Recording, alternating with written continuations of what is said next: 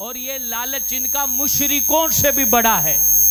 मुशरिक जो मजूसी थे, Iran side के रहने वाले थे, वो एक दूसरे को दुआ क्या देते थे?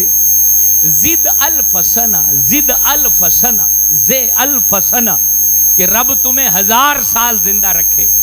तो अल्लाह उस चीज को बयान कर रहा है, व मिनल्लज़ीना अशरकू, और मुशरिकों में से यवद्दू अहदुहुम, यवद्दू कहते हैं ख्वाहिश रखना, उनमें से एक गिरोह ख्वाहिश रखता है किस बात की?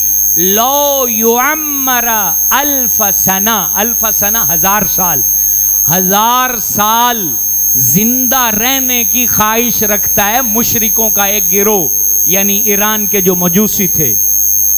कहा कि मुशरिक 1000 साल जीना चाहते हैं और ये यहूदी चाहते हैं कि उनसे भी ज्यादा जिंदगी मिले।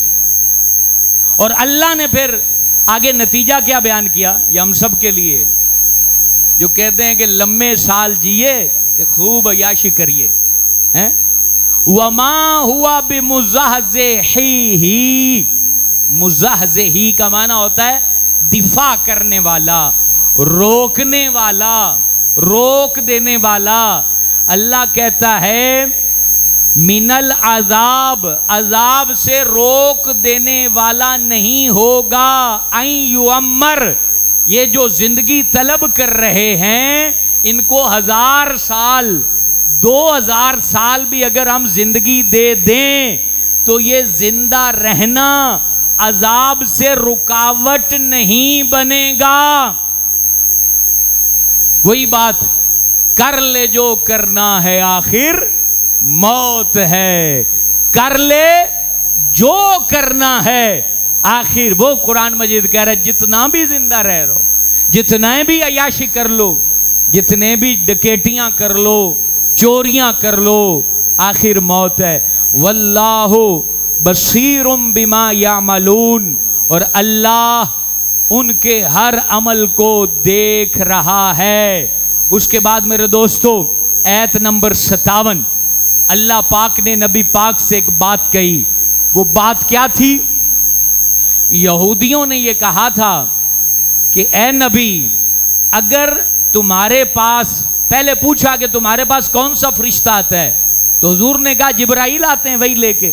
अब ये कहते हैं कि जिब्राइल के बजाय मीकाईल आए तो हम तुम्हें मान लेंगे। जिब्राइल नाल सानू दुश्मनी है, क्योंकि जिब्राइल ने हमारे ऊपर अजाब लाया है, तो हमें जिब्राइल से दुश्मनी है, तो लिहाजा मीकाईल अगर आए तो हम तुम्हें मान लेंगे। तो इन बेवकूफों को अल्लाह बता रहा है कि जिब्राइल अपनी मर्जी से थोड़ी आया है, जिब्राइल तो रब की मर्जी से आया है। तो जिब्राइल हो, मीकाईल हो, सबसे मोहब्बत करनी होगी। वो बात हजूर से अल्लाह ने कहा, कुल, मेरे महबूब अपने जबान मुबारक से इनको कह दो। क्या कहो? मन काना आदुव, जो दुश्मन है, जो दुश्मन है किसका?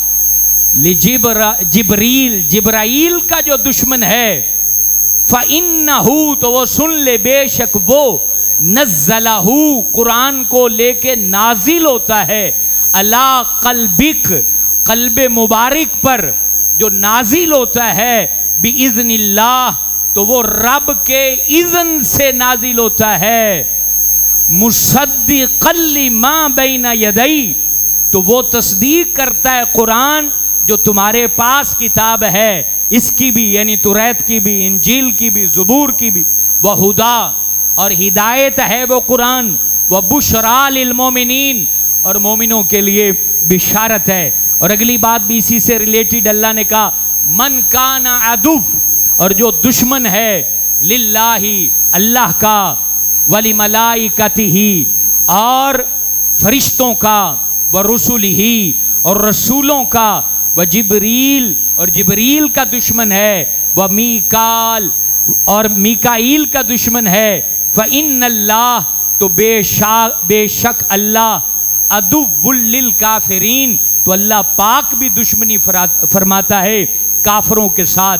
ये 58 नंबर आयत थी। और 99 नंबर आयत, वलक़द अंज़लना, और तहकीक हमने नाजिल किया, इलैका, महबूब आपकी जानिब, आयातिम बय्यिनात, और रोशन आयतें नाजिल फरमाई, वमा यकफुरु बिहा, और कुफर करेगा सिर्फ, यानी इन आयतों को वही झुठलाएगा, इल्लल फासिकून, जो फासिक होगा वही इन आयतों को झुठलाएगा।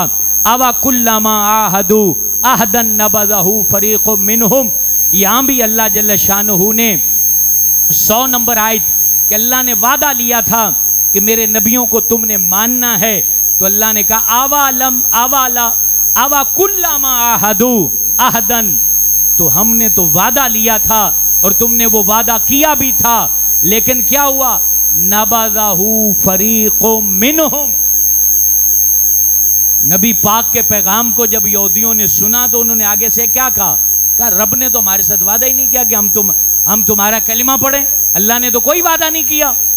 तो यहां अल्लाह कह रहा है तुम में एक गिरोह वो है नबज़हु, नबाजा का माना होता है पीठ पीछे फेंक देना, उक्का ही मुकर गए, पीठ पीछे फेंक दिया तुमने कि हमारे साथ वादा ही नहीं हुआ, हालांकि वादा हुआ है।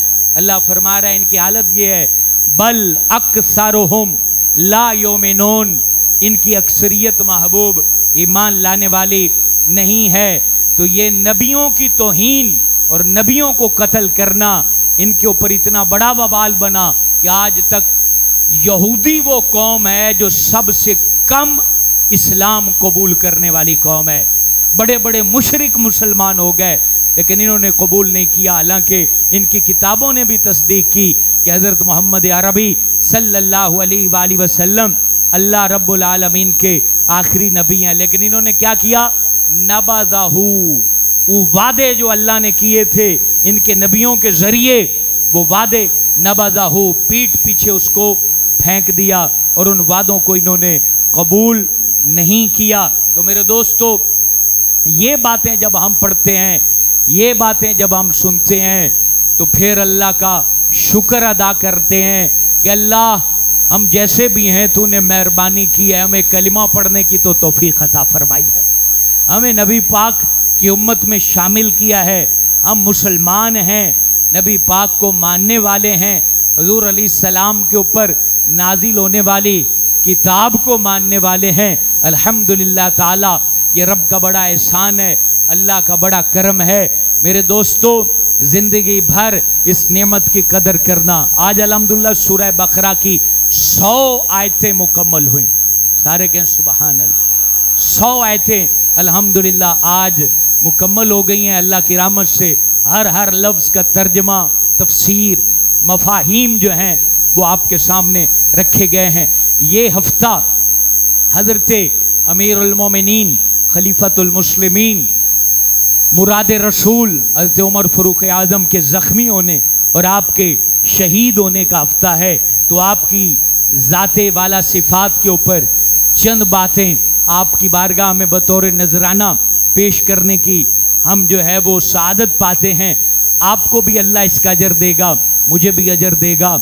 याद रखें, आज के इस दौर का बंदा तहक़ीक़ के नाम पर अगर इनकी हकीकत और फजीलत का इनकार करे तो वो बहुत बड़े घाटे में होगा, क्योंकि हज़रत उमर वो शख्सियत हैं कि मक्का मुअज़्ज़मा के अंदर जिनकी वजह से सहाबाई कराम खुद कहते हैं कि हम बुलंद आवाज़ से कलिमा नहीं पढ़ पाते थे, हम एलानिया अजान नहीं दे पाते थे, और जब रसूल हाशमी सल्लल्लाहु अलैहि वसल्लम ने अल्लाह के हुजूर ये दुआ मांगी कि अल्लाह मुझे उमर बिन खत्ताब या उमर बिन हश्शाम में से एक उमर अता फरमा दे, तो वो नबी पाक की दुआ उमर बिन खत्ताब के हक में कबूल हुई।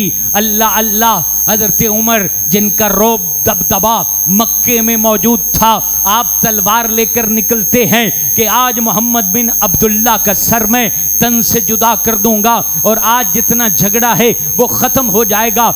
बहरहाल अपनी बहन और बहनोई के घर से होते हुए जब हज़रत रसूलुल्लाह के आस्ताने पर पहुंचते हैं, वहां हज़रत अमीर हमज़ा दरबार रिसालत माब में अर्ज करते हैं, आका आज अगर उमर अच्छे इरादे से आया है तो उमर के लिए खैर है, वरना आपका गुलाम हमजा बिन अब्दुल मुत्तलिब आज उमर की गर्दन काट कर रख देगा।